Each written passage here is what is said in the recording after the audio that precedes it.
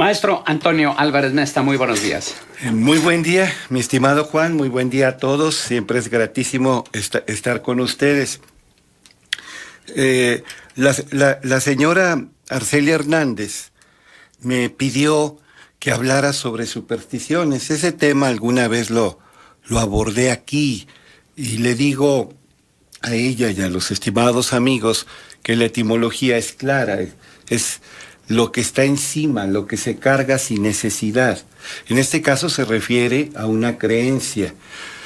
Mire, un psicólogo eminente de la corriente conductista, la figura más señera de esa corriente, porque aportó lo que es el condicionamiento operante o instrumental y dirigió el Departamento de Psicología Aplicada a cuestiones de aprendizaje en Harvard, Skinner, dice, por ejemplo, que hasta los animales desarrollan comportamientos supersticiosos. Si, por ejemplo, a una rata le das un refuerzo positivo al completar una conducta que el observador, el investigador pretende, vamos a suponer, apretar un botón, empujar una palanca, ir por cierta parte en un laberinto, la rata asocia no solamente el aprendizaje esperado, apretar el botón, empujar la palanca, correr el laberinto, sino conductas que nada tienen que ver con la gratificación que espera.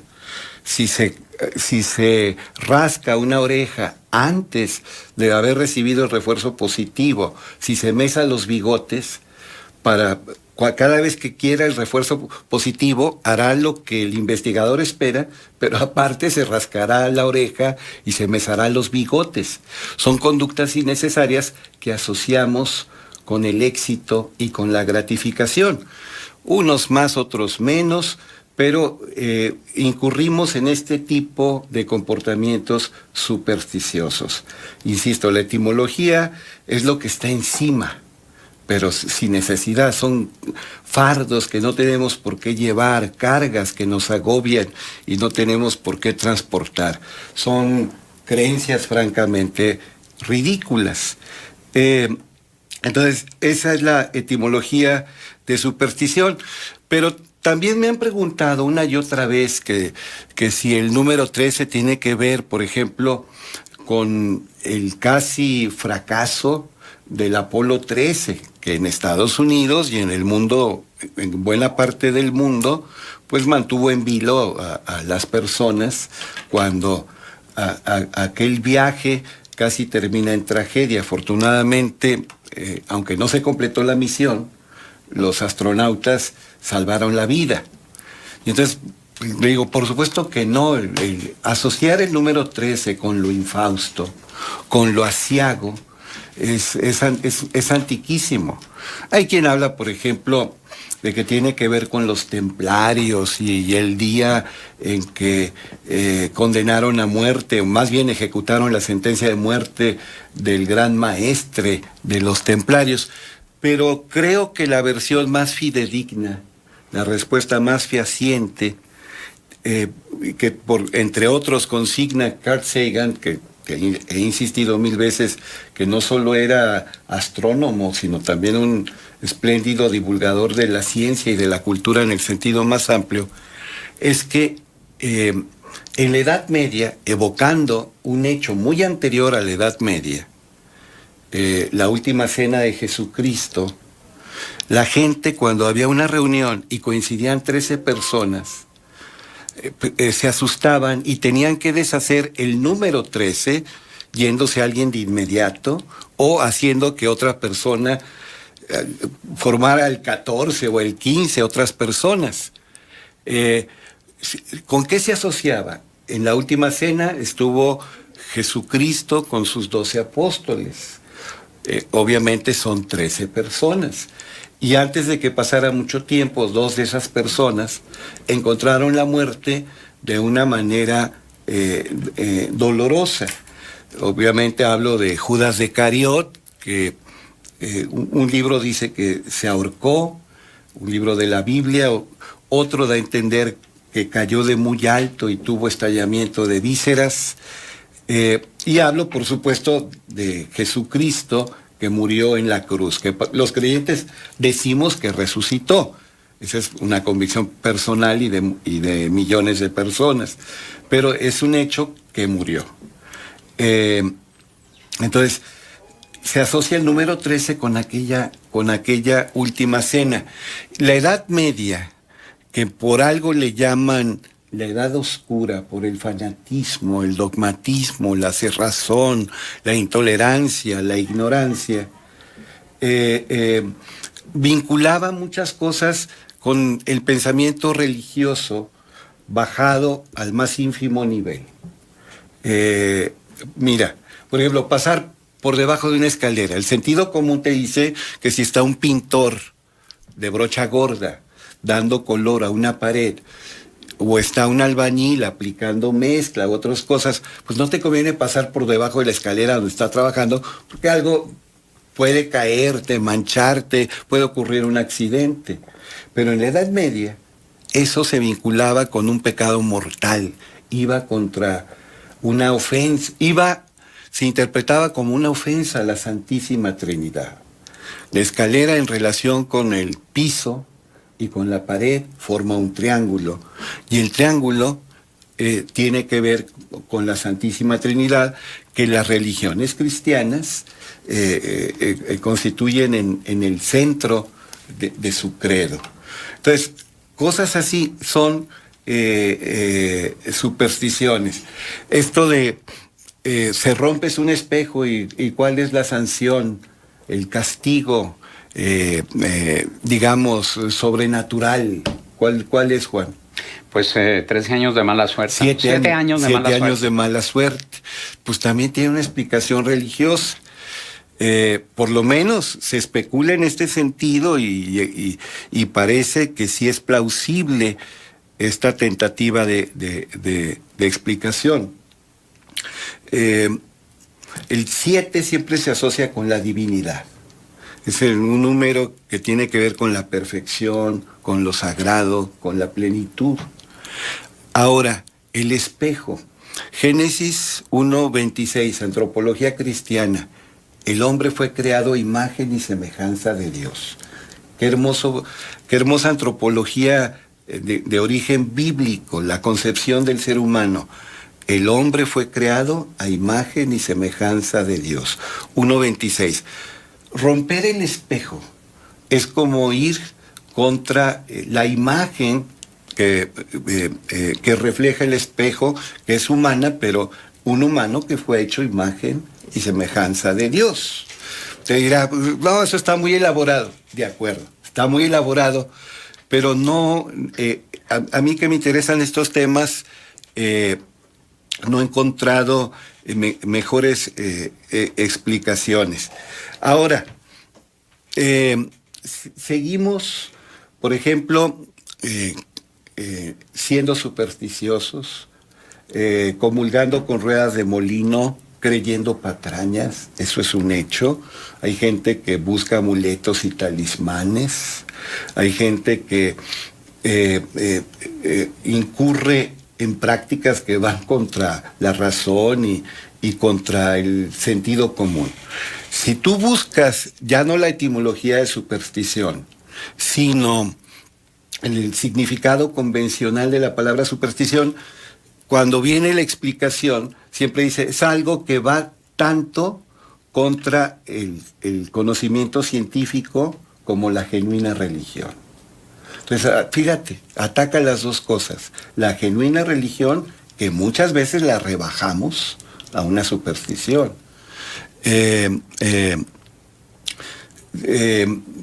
Ejemplo, usar un rosario como si fuera un amuleto.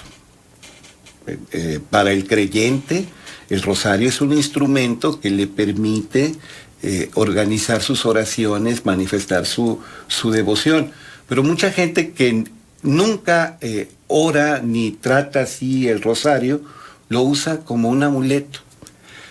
Yo no digo que todos los que traigan un rosario lo usan como amuleto, ni mucho menos, pero simplemente creo que es un ejemplo ilustrativo. Mira. Pero ahí hay una situación, y bueno, yo lo voy a decir por mí, ¿no?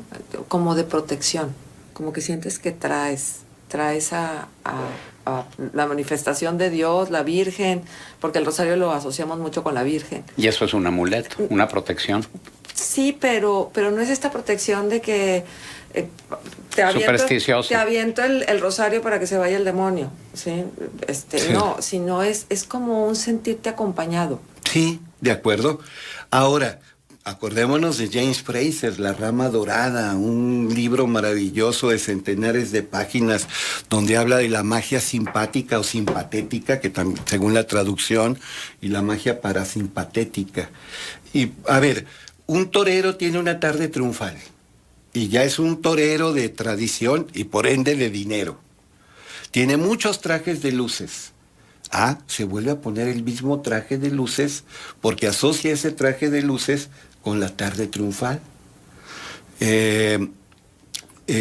Un portero en un partido detiene todo y vuelve a usar la misma ropa que usó cuando detuvo todo. Michael Jordan, el mejor basquetbolista de la historia, es fama que jugando con los Toros de Chicago y luego más tarde con otros equipos a lo largo de su carrera y con la selección, el Dream Team de Estados Unidos, el único Dream Team, el que compitió en 1992 con las superestrellas, el Dream Team de Barcelona 92.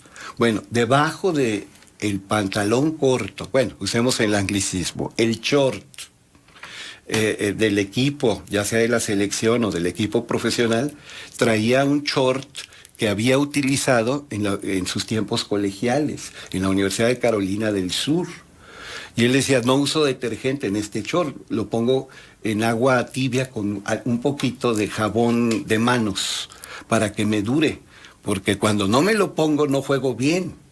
¿Se acuerda aquella película de Dumbo? Uh-huh. El elefante volador, el elefante orejón. La pluma mágica. Sí, que es un juego de palabras entre Jumbo y Dumb, que significa torpe o tonto.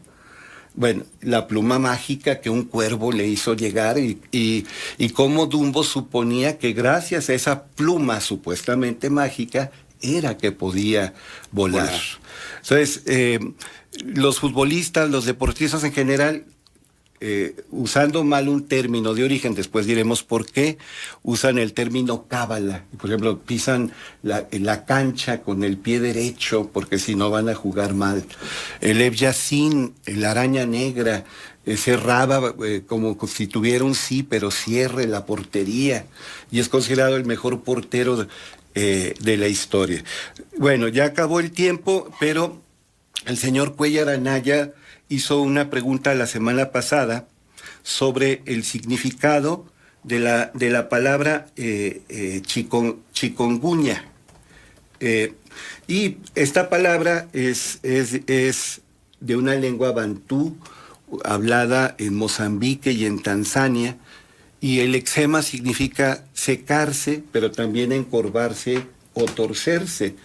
Entonces, esta enfermedad descrita por primera vez en 1955 por Lomsen, habla de cómo por el dolor, un dolor en las articulaciones, hace que las personas se retuerzan. Entonces, busqué varias fuentes, la que parece más seria, que de ahí viene el término. Hay otra versión que dice que es chicken, así como en inglés, y mucha gente lo interpretó como el pollo de Kunya, que es una región de África, pero no. Esto es del idioma macondo, que en realidad es un dialecto de una lengua bantú del sur de Tanzania, norte de Mozambique, y da la idea de torcerse, secarse, encorvarse. ¿Macondo? Maconde. Maconde. Sí, Maconde. También Eliseth te pregunta, ¿existe la palabra chiripiorca o Chespirito la inventó? Mire, él que estaba enamorado de el dígrafo, ya no le llamamos letra, che, los personajes interpretados por él siempre llevaban una che. Sí. Él inventó esa palabra. Ahora, es muy interesante, yo les digo a los muchachos, es una bobada ese programa y tuvo un éxito internacional. Lo sigue teniendo. Y lo sigue teniendo. Y les digo, pero por ejemplo, ¿con qué música empezaba el Chavo del Ocho? Es la marcha turca. La marcha turca más famosa es la de Mozart. Pero hay la marcha turca de Beethoven. Y es música de Beethoven. Sabemos que Chespirito hacía canciones y hay gente que quiere creer que esa música la compuso Chespirito, pero es de Ludwig van Beethoven, la marcha turca de Beethoven. Muchos lo saben, pero muchos más lo ignoran. Chespirito es el diminutivo de Shakespeare, es el pequeño Shakespeare, porque hacía obras de teatro para ser actuadas en televisión o en programas de radio.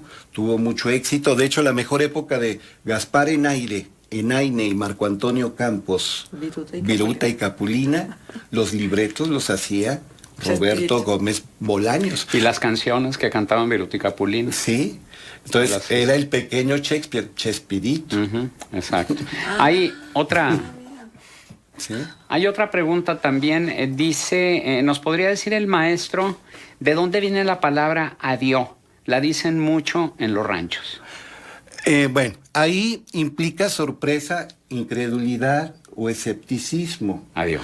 Sí, pero también viene de adiós. Claro. Y el término adiós es adiós te encomiendo, adiós le pido que te vaya bien. Es una palabra que se formó por elipsis a partir de una frase mayor, a Dios te encomiendo.